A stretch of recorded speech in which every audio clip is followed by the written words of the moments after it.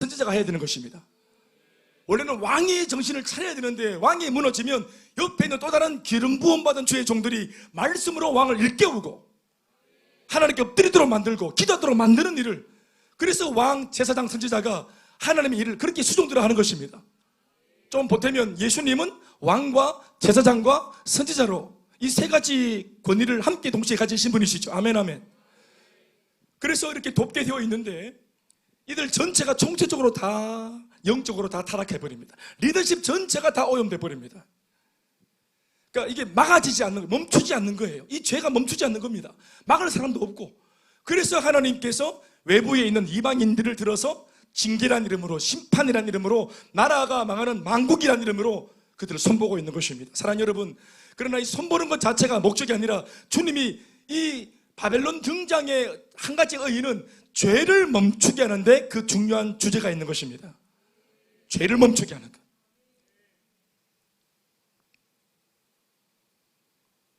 징계를 받아야 죄가 재미없습니다. 먹고 살만하니까, 아직까지 그래도 버틸만하니까 죄가 재미있고 친구 만나는 게 재미있고, 그런데 갑자기 감당할 수 없는 천지벼락 같은 풍파가 찾아오고 시련이 닥치면은 제일 먼저 끊는 게 죄입니다. 제일 먼저 끊는 게 친구와의 모임이에요. 반문합니다. 재미없어요. 시련이 오고 고난이 터지면 죄가 재미없습니다. 그 시드기야는 보십시오. 이렇게 세워졌는데 책임감이 없잖아요. 벌써 21세 21살에 세워졌습니다. 그리고 11년 동안 다스렸습니다. 그런데 그의 평가도 마찬가지 12절에 읽어주시죠. 같은 대목이 반복되죠? 읽어주시죠. 우리가 지금 구절을 착각한 게 아니라 같은 게 계속 반복되는 겁니다. 세 번째 왕이었습니다. 시작. 그의 하나님 여호와 보시기에 악을 행하고 선지자 예레미야가 여호와의 말씀으로 일러도, 목사가 말씀으로 터치해도, 권면해도 그 앞에서 겸손하지 아니하였으며, 13절 저 뒤에 보면은 이스라엘 하나님 여호와께로 결국 돌아오지 아니하였고, 왕이 이런 꼴이니까 왕을 도와주기 위해 세워진 제사장도 어떻게 합니까? 14절 모든 제사장들의 우두머리들과 백성들도 크게 범죄하여, 15절 들어보죠. 시작. 그의 백성과 그 거하시는 곳을 아끼사 부지런히 그의 사신들을 그 백성에게 보내어 이르셨으나 그의 백성들, 왕이 무너지고 목회자가 타락하고 심지어는 민초들, 아무것도 모르는 백성들도 왕을 따라, 리더십을 따라 책임지는 결정권자들이, 오피니언 그룹들이 다 무너지니까 백성들이 우리라고 무슨 대단한 믿음이 있어가 지키겠나 하고 다 같이 적극적으로 배교해 버리는 것입니다. 이게 여러분 군중심리입니다. 원래 처음에 모두가 다 하나님 말씀과 순종과 충성과 결단으로 살지 못하거든. 그런데 한 공동체가 모두가 다 하나님을 향한 마음의 온도는 달라도 함께 다 같이 공동체 전체가 주님 위에 달려가니까 따라갈 수 있는 겁니다. 이게 공동체 전체가 주님 위에 달려가니까 다 같이 흉내내고 따라가는 겁니다. 진실이든 아니든 진정성이든 없든 다 따라갈 수 있는 것이죠. 아멘, 아멘. 그런데 그 가운데 나는 내 저대로 살 거라고 하나님을 배교하고 정력대로 살고 죄악을 선택하는 일에 한두 사람이 용기를 내어서 그 어리석은 결정을 해버리고 진도를 빼버리면 그런 무리들이 많아질수록 마음속에 은큼한 생각을 가지고 있었으나 기회를 못 봤던 사람들이 먼저 용기를 내어서 죄를 선택하는 사람들을 보면은 뭐가 생깁니까? 용기가 생깁니다. 교회 전체가 양육을 다 받으니까 안 사모해도 받아요. 언제 하냐고요? 첫째 주, 둘째 주 눈 감으면 합니다. 눈 요렇게 보면 사모해서 왔는지 그냥 왔는지. 동현아 보면 안 돼. 그래.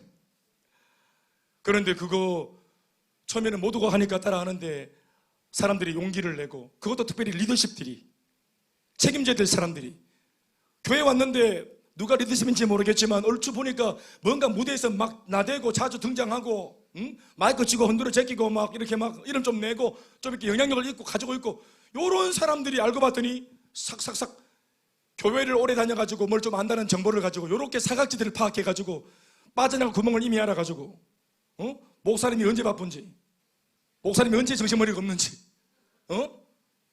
여기 지금 목사님 설교하는 시간에 여기 갇혀있지, 여기 딱 갇혀있지, 가요 강단에. 요럴 때 스멀스멀 밖에 돌아다니면서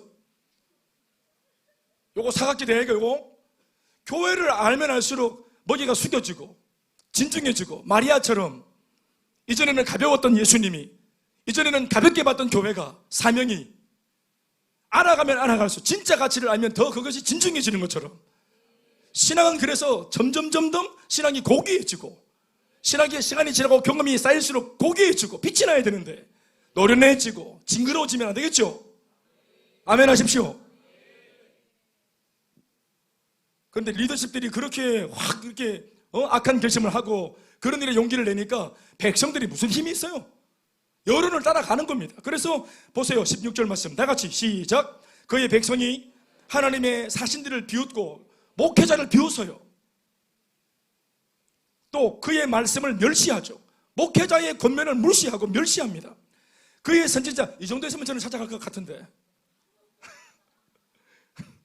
저는 멸시 이러면 저는 찾아갈 것 같은데 또 그의 선지자를 욕하여, 난 찾아갈 것 같은데 욕하여 여호와의 진노를 그의 백성에게 미치게 하여 회복할 수 없게 하였으므로.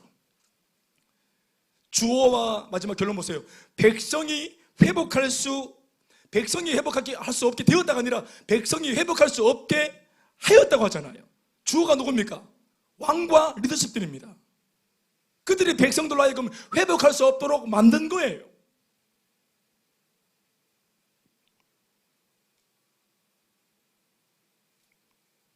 한 공동체가 정신없이 한참 정리치 못하고 헤매면은 그런 혼돈의 시기 가운데 제일 많이 상처받고 어려움 당하는 것은 믿음이 제일 약한 초신자들입니다.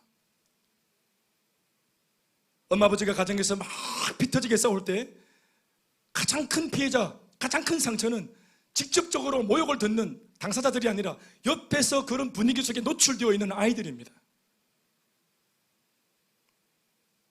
백성들은 무풍지대입니다. 가치 중립적인 존재들입니다. 리더들이 깨워서 기도로 그들을 선처하고 선도하고 하나님 말씀 앞으로 잘 인도하면 일꾼이 될 수 있는 사람이기도 하고, 아멘 아멘.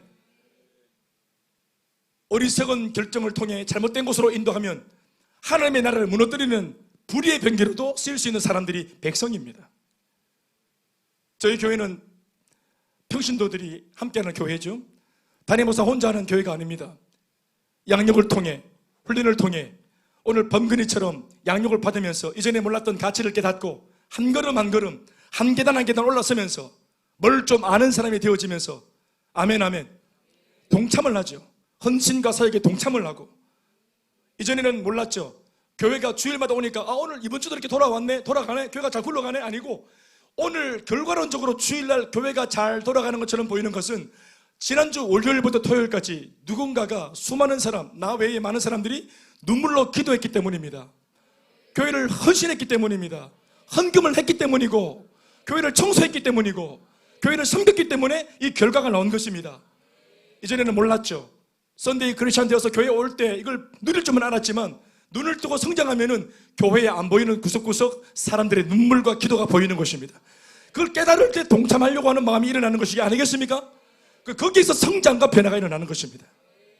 소비자가 아니라 생산자로, 누려받는 사람만 아니라 기여하는 사람으로.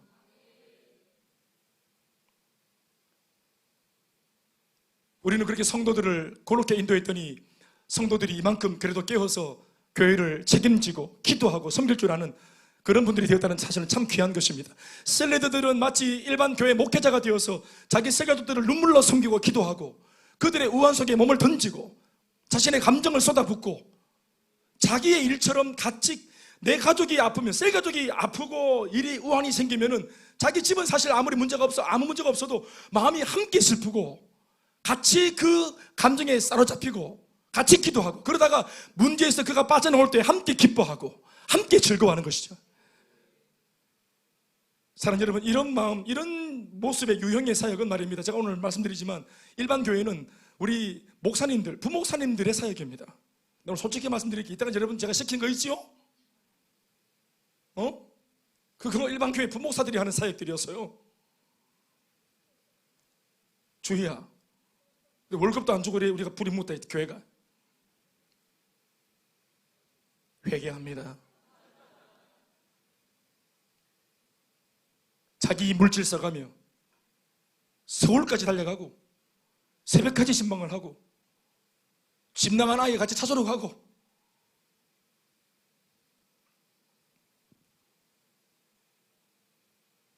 이렇게 끝을 모르고 달리니까 또 하나님 가만히 계시겠어요?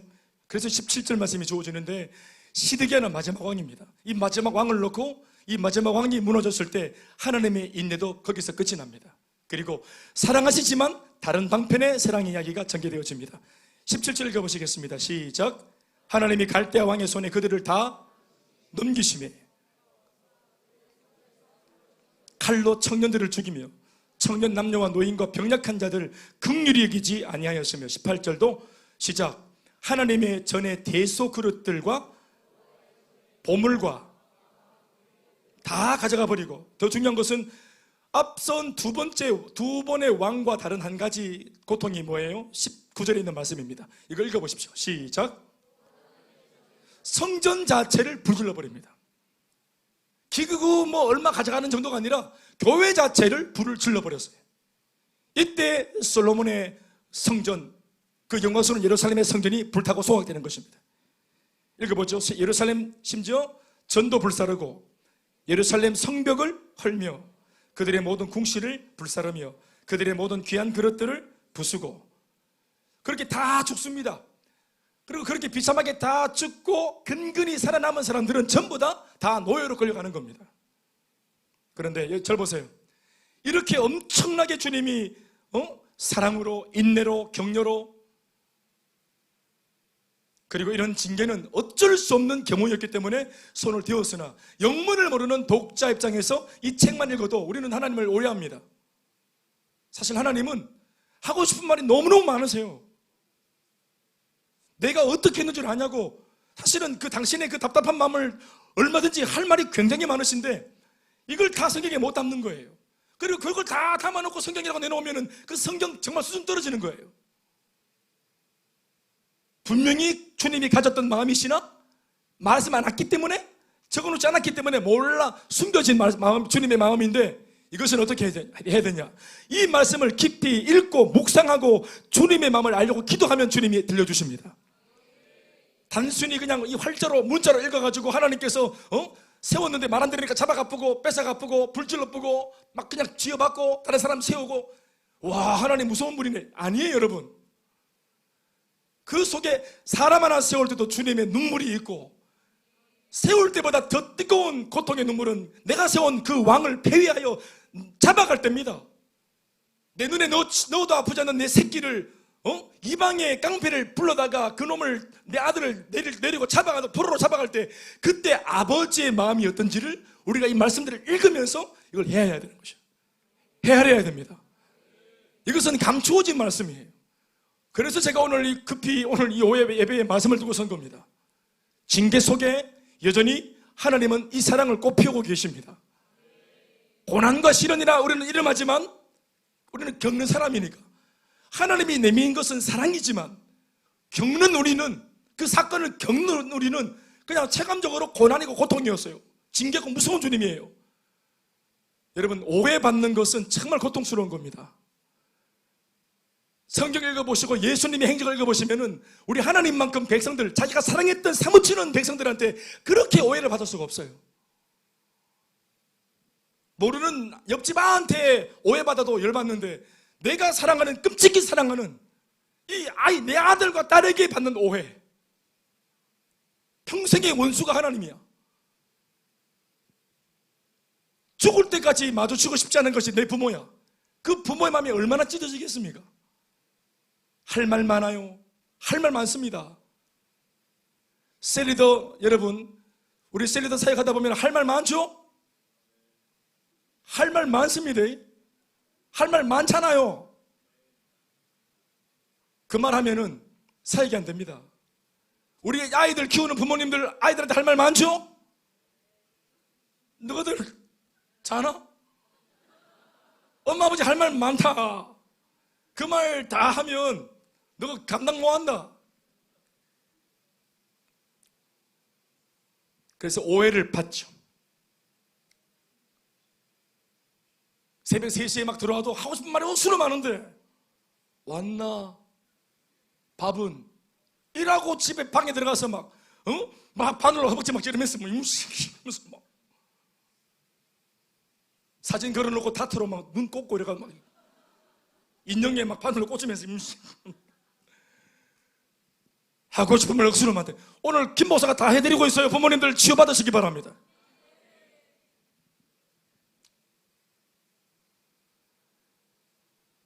그 속에 사랑이 있습니다.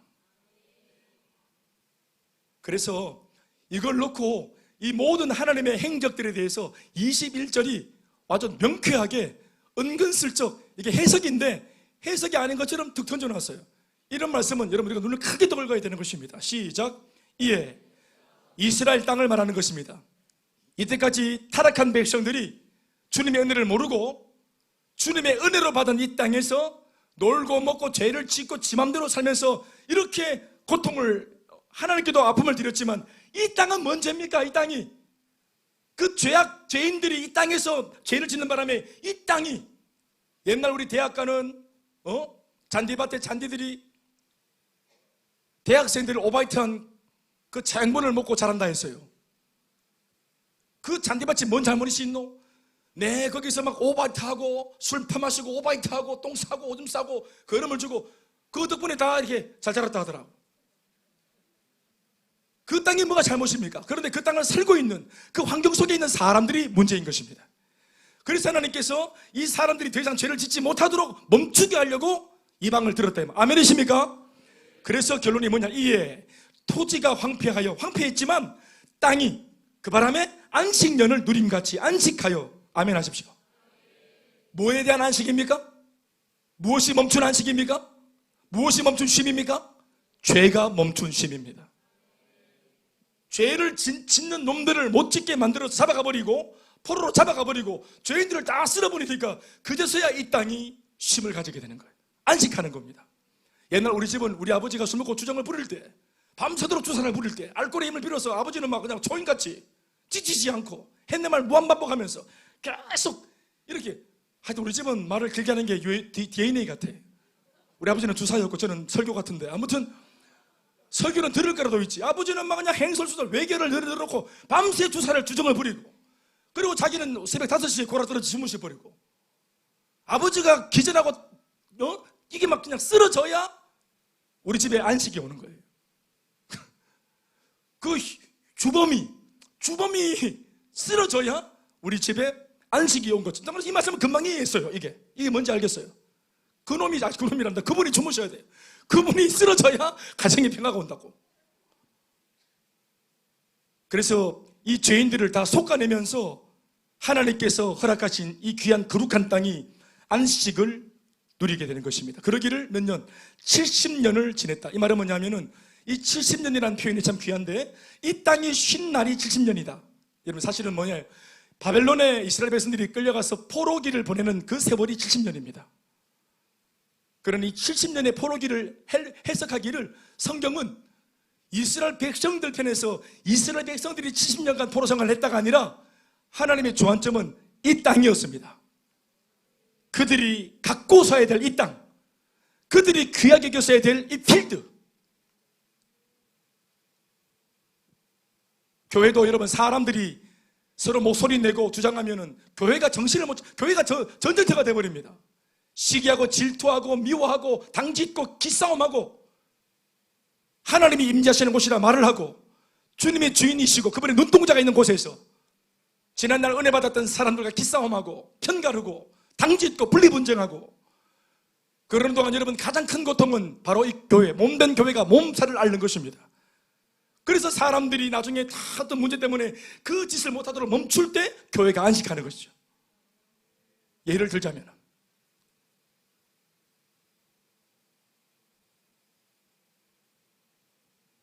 그런데 이 70년이 지나가기 전에 포로기 70년 동안, 그래서 여호와의 전 기구 예배가 막 옮겨지, 이 예배 기구가 막 옮겨지는 내용을 다니엘서 1장 1절에서 2절 말씀도 적고 있습니다.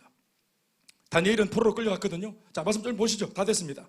함께 보시겠습니까? 다니엘서 1장 1절에서 2절 말씀 시작.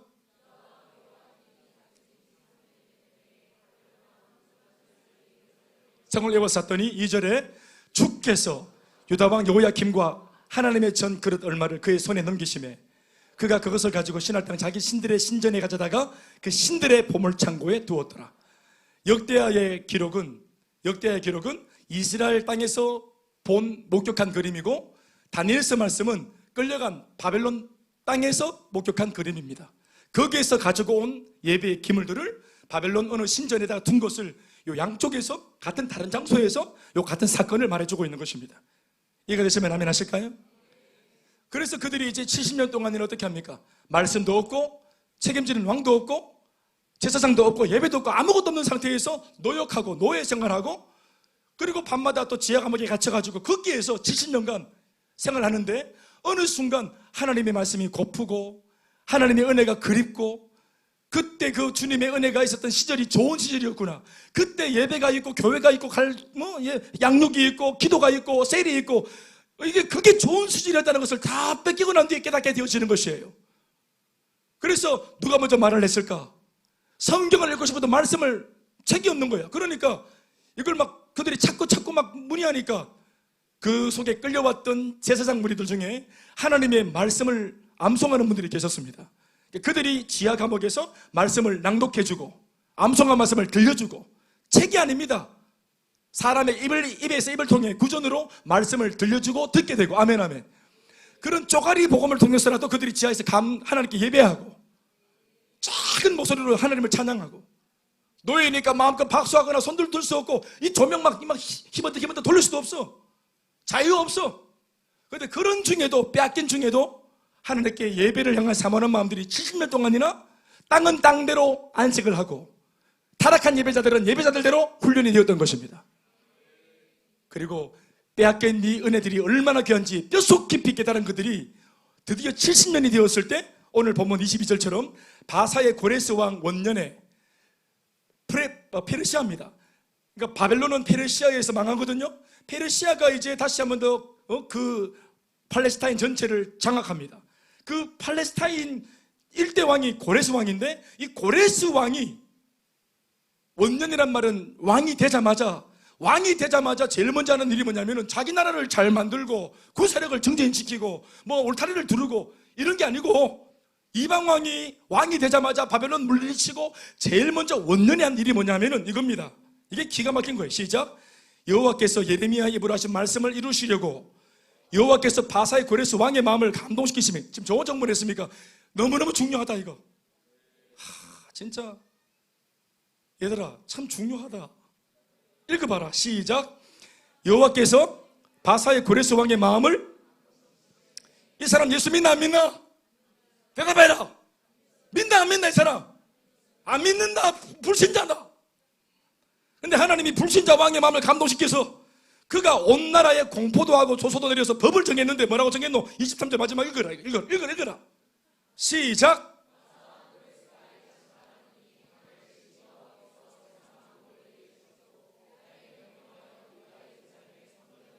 유다 예루살렘 성전은 70년 전에 불탔어요. 그런데 다시 너희들 돌아가라. 내가 바벨론을 잡고 다시 장악하고 보니까 야들은 뭐고? 이상하게 생겼어. 야들은 뭐고 했더니 너가 보고하기를 70년 전에 잡혀온 노예들입니다. 누구들 집이 어딘데? 예루살렘이. 너가 와 여기 있노? 잡혀왔으니까요. 언제? 너희들 집으로 다 돌아가라. 근데 그냥 집에 가라가 아니라 집에 돌아가는 목적이 뭐냐면, 꿈을 꿨는데 주님께서 감동을 주셔가지고 야들 다 성전을 회복할 백성들이다. 죽어야 될 사람들은 70년 전에 다 죽었고, 야들은 내가 포로로 남겨놨는데 바로 이때를 위해서 내가 남겨놓은 바로 그루터기다. 야들을 다 보내라. 고국으로. 목적은 한 가지. 저거들 좋으라고 부르는 게 아니라 뭐 때문에? 사명 때문에. 사명을 이루기 위해 이들을 보내라. 네 하나님 나 안 믿지만, 믿음 없고 신앙 없지만, 성경도 모르지만 오늘 내가 너를 통해 역사할 거다. 법을 내려라. 그리고 창고에 있는 모든 성전 기물들을 다 가지고 그들 손에 쥐어줘서 그들이 이것도 다 가지고 와서 성전 짓고 예배를 다 정규차게 만들어줘라. 가들은 나를 예배하는 백성들이다. 절대로 손대지 마라. 약속의 백성이다. 내 사랑하는 아들과 딸들이다. 행색이 초라해 보이고 노예처럼 보이지만 만군의 주 여호와 살아계신 하나님의 아들과 딸이다. 여기 있을 나가 아니다. 따라합시다. 여기 있을 나가 아니다.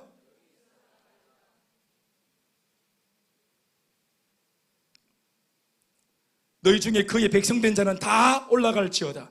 너희 하나님 여호와께서 함께 하시기를 원한다고. 이런 축복까지, 거의 목사님의 축도다. 이거 축도. 부르신 자가 그렇게 돌아옵니다. 시편 126편 1절로 6절까지 말씀 보시면 이제 고레스 왕의 공포를 따라 해방되고 70년 만에 고향으로 돌아오는 그 귀한 자들이 이게 꿈이가 생시가 하면서 부른 노래가 이 노래입니다. 말씀 읽어보시겠습니까? 시편 시작. 우리는 꿈꾸는 것 같았도다. 우리를 돌려보내실 때 꿈꾸는 것 같았도다. 옆에 사람 인사합시다. 꿈꾸는 것 같았도다. 예, 꿈이가 생시가. 지금 잠에서 깨십시오. 이게 아직도 설교하고 있나? 꿈이가 생시가. 2절 또 시작. 그때에 우리 입에는 돌아오는 우리들의 입에는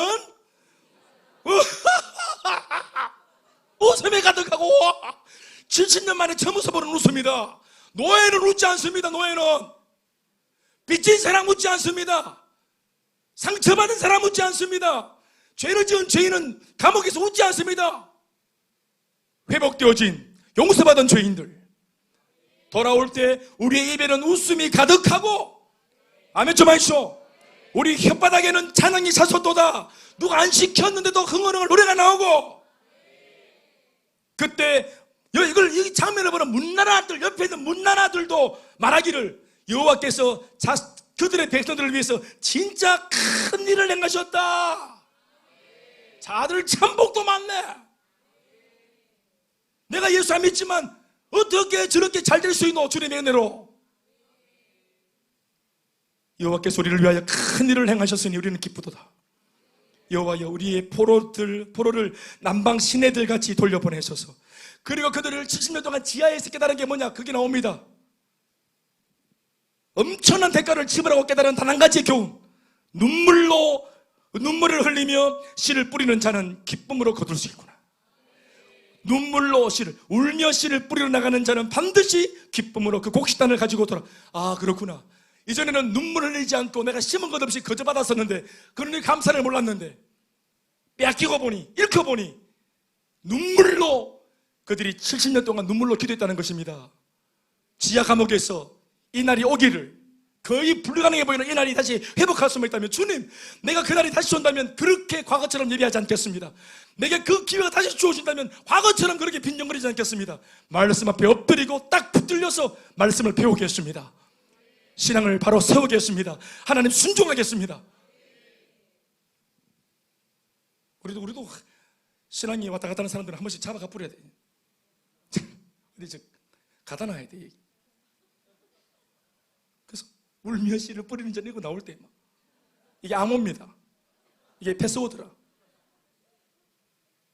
수름에 하면 이제 울며 씨를 뿌리러 나온 자는 기쁨으로 탄을 거두리라 이렇게 할 때 나오는데, 틀리면 또 잡아가 놓고. 여러분, 이제 마지막 장면입니다. 돌아왔죠? 마지막 클라이막스 말씀 뵙겠습니다. 느헤미야 8장을 열어보셔야 되겠습니다. 저 자신이 개인적으로 참 사모하는 말씀이고, 이 느헤미야 8장의 말씀은 제가 대학 시절부터 참 많이 암송하고 묵상했던 말씀들입니다. 얼마나 사모하고 묵상했던지 어느 집회에서 기도하는데 이 말씀에 기록되어져 있는 것들이 이게 환상처럼 열려가지고 제가 한 1시간 반, 2시간 정도 환상을 본 적도 있습니다. 옆에 있는 그 형님 얘기로 그렇게 얘기를 했습니다. 제가 한 2시간 정도 완전히 그냥 몰입해서 환상 속에 이걸 제가 그대로 그림으로 다 봤던, 제 젊은 날 25살 때 제 그 어느 집회에 기도할 때 제가 겪었던 제 개인 체험입니다. 자, 보십시오. 그들이 이런 가운데 돌아왔죠. 자, 그리고 그들이 과거에 화려한 것들은 다 잃어버리고 난 뒤 초라하게 그지없는 잿더미 위에서 70년 만에 다시 예배를 드리는 그들의 모습, 이걸 보십시오. 이 기록을 보십시오. 자, 읽어볼게요. 같이. 어디부터 읽습니까? 1절부터 시작. 우리 9절까지 읽을 건데 몰입해서 마지막입니다. 다 읽어주십시오. 1절 시작. 이스라엘 자손이 7째 달에 이르러 모든 백성이 일제히 수문 앞 광장에 모여 학사 에스라에게 여호와께서 이스라엘에게 명하신 모세 율법책을, 예배를 이제 시작하는데 에스라가, 제사장 에스라가 하나님의 말씀을, 지금으로 말하면 성경책을 가져오라 합니다. 70년 만에 암송에서 지하에서 쪽지로 얼기설기 들었던 말씀이 아니라 정식 율법책을 발견해서 가지고 오는 겁니다. 얼마나 긴장되고 얼마나 전율이 느껴지는 장면입니까? 우리는 그냥 덜렁덜렁 벌러 들고 다니는 이 성경책, 그래서 의미가 별로 없지만 간절히 듣고 싶어도 못 들었던 그 말씀을 드디어 70년 만에 그들이 아련하게 되어집니다. 2절이 시작. 7째 달 초하루에 제사장 에스라가 율법책을 가지고 회중 앞 곧 남자와 여자가 알아들을 만한 모든 사람 앞에 이르러 3절 수문 앞 광장에서 새벽부터 정오까지. 범근아, 설교를 새벽부터 정오까지 했다. 니 진짜 좋겠다. 적어도 한 6시간은 설교한 겁니다. 에스라가 새벽부터 정오까지 읽어주세요. 남자나 여자나 알아들을 만한 모든 사람 앞에서 읽음에 백성이 그 율법책에 귀를 기울였는데, 그때 학사 에스라가 특별히 지은 나무 강단, 이런 막 멋있는 강단, 옛날 그 예루살렘 성전 그거 아니고 그냥 막 못을 받고 억지로 막 그냥 급하게 만들어 나무 강단, 초라하게 그지없는 쪼매난 나무 강단에 올라서 가지고 거기에서 이 세상에서 가장 가치로운 말씀이 선포되어지는 것입니다. 그의 곁에 오른쪽에 선 자는 마띠냐, 이거 뭐 왼쪽에 선 사람, 이거 뭐 이런 그냥 읽으면 눈으로 확인하십시오. 5절에 에스라가 모든 백성 위에 서서 책을 펼 때 모든 백성이 일어나니라. 이 말씀이 곧 하나님이시라. 말씀이 곧 하나님이시라. 사람이 전하는 강단, 선포하는 메시지가 아니라, 목사의 철학이 아니고, 목사의 어떤 그런 의견이 아니고, 오늘 강단에서 선포하는 이 목회자의 말씀이 어미하시고 살아계신 주로만 주님의 말씀이라. 그래서 말씀을 펼 때 모두가 자리에서도 일어나는 겁니다. 경외감이죠. 아주 기분 좋은 두려움이, 이 공동체 안에, 이 정신머리 없었던 공동체 안에 정신을 번뜩 들게 해서, 이게 원래 주님이 원했던 예배의 모습이에요. 철들었죠. 또 보세요. 6절 말씀 시작. 에스라가 위대하신 하나님 여호와를 다 같이 송축하며, 목사가 먼저 송축하고 찬양을 시작할 때 모든 백성이 손을 다 들고 아멘 아멘 하고 응답하고 몸을 굽혀 얼굴을 땅에 대고 여호와께 경배하니라. 5절 말씀은 설교입니다. 설교가 마치고 난 뒤에 목회자가 먼저 강단에서 찬양을 시작했더니 백성이 일제히, 찬양 인도자가 손을 듭시다, 누가 말도 안 했는데도 모두가 다 일제히 손을 들고. 보십시오. 이것이 성경적이죠? 손을 드는 게 성경적이라는 내가 몇 번 말합니까? 손을 들어보세요. 70년 만에 내 하나님 앞에서 하나님의 위대하심을 처음으로 내가 인정하여 손을 들고 찬양하는 이 적극적인 모습을 보십시오. 손동김에 기지개 피는 사람 누가 있노 지금? 그리고 아멘 아멘, 선포되는 메시지마다 백성들이 손을 들고 아멘 아멘, 옳습니다, 아멘, 내가 동의합니다, 내가 믿기를 원합니다, 아멘 아멘. 크게 아멘 하십시오. 그리고 설교와 찬양이 끝나고 난 뒤 이제 함께 있던 이제 리더십 그룹들이 백성들 사이에 이제 소그룹으로 들어갑니다. 7절 시작. 예수아와 바니와 세레비아와 야만과 아굽과 사보대와 호디야와 마세아와 그리다와 아사랴와 오사밧과 하난과 블라야와 레위 사람들은 시작. 백성이 제자리에 서 있는 동안 그들에게 율법을 깨닫게 하였는데, 무리가 너무 많아서 학사 에스라가 말씀을 선포할 때 이 말씀을 다 알아듣지 못하기 때문에 이렇게 보고 리더십들은 사이사이 들어가서 요 들려오는 설교 말씀이 무슨 내용인지를 깨닫게 설명해 주는 것입니다. 아멘 하십시오. 요게 누굽니까? 셀리더들입니다. 이게 목회자들입니다. 이게 교육자들입니다. 아멘 좀 하십시오. 그림이 그려지십니까? 그리고 또 어떻게 합니까? 9절 8절에 이어서 하나님의 율법책을 낭독하고 듣는 것만 아니라 그 뜻을 해석하여 백성에게 그 낭독하는 것을 깨닫게 했더니 백성에게 변화가 일어납니다. 9절 마지막 시작. 백성이 율법의 말씀을 듣고 다 우는지라. 다시 아멘 하십시다. 말씀 속에 담겨있는 나를 향한 주님의 그 진정성 있는 진노, 70년간 진노 중에 나는 버려진 줄 알았는데 다시 말씀을 들어보니까 하나님의 사랑이 이 진노 안에 그대로 숨쉬고 있다는 사실을 그들이 깨달은 것이에요.